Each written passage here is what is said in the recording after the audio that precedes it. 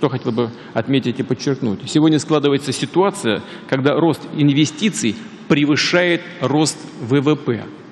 Это еще одно свидетельство того, о чем уже говорил. Экономика вступает в новую фазу роста. Формируется основа для ее будущего развития. Нужно поддержать, ускорить все эти позитивные тенденции, чтобы уже на рубеже 19-20 годов выйти на опережающие темпы экономического роста, выше мировых.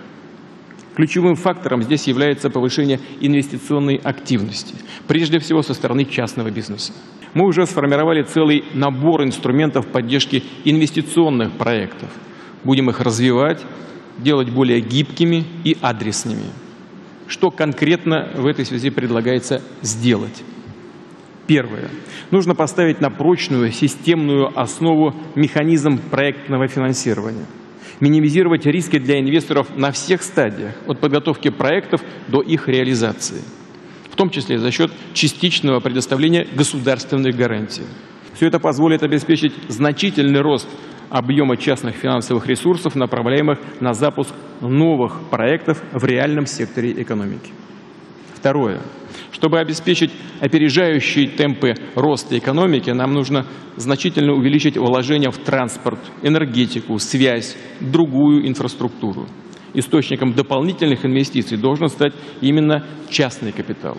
Однако и здесь сдерживающим фактором пока остается высокий уровень рисков. Поэтому важно установить понятные, стабильные правила, защищающие интересы инвесторов. Уважаемые коллеги, мы заинтересованы в том, чтобы инвестиции проходили именно в высокотехнологичные отрасли.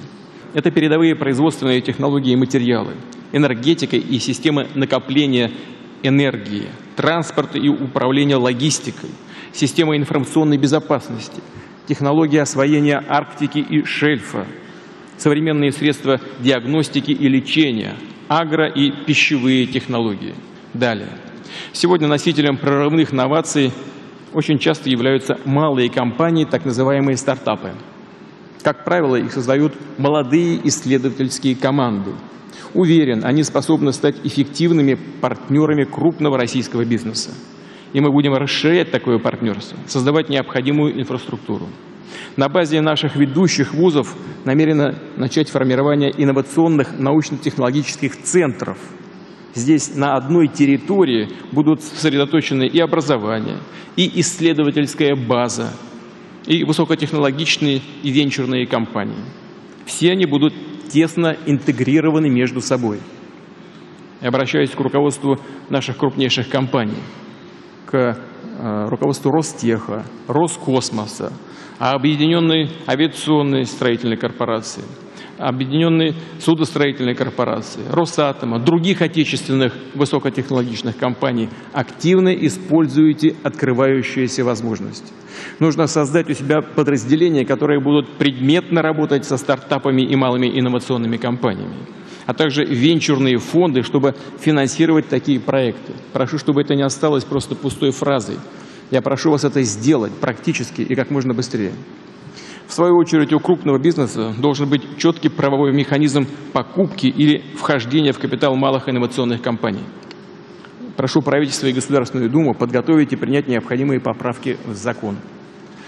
Дорогие друзья, мы переживаем непростой, противоречивый, но очень интересный период, полный новых идей, открытий, проектов, быстрых изменений.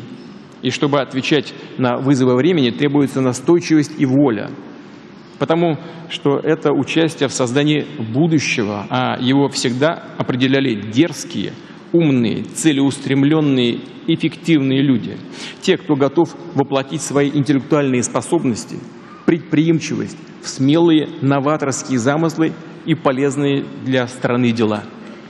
Именно такие люди, в том числе совсем молодые, добиваются сегодня успеха в науке, создают современный бизнес, реализуют гражданские и социальные инициативы.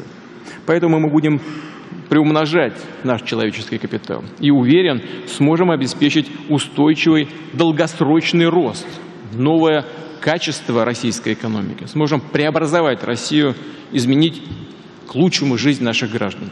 Нам предстоит большая созидательная работа, и мы приглашаем всех к партнерству. Убежден, что оно будет интересным и взаимовыгодным. Добро пожаловать к совместной работе в России. Благодарю вас за внимание.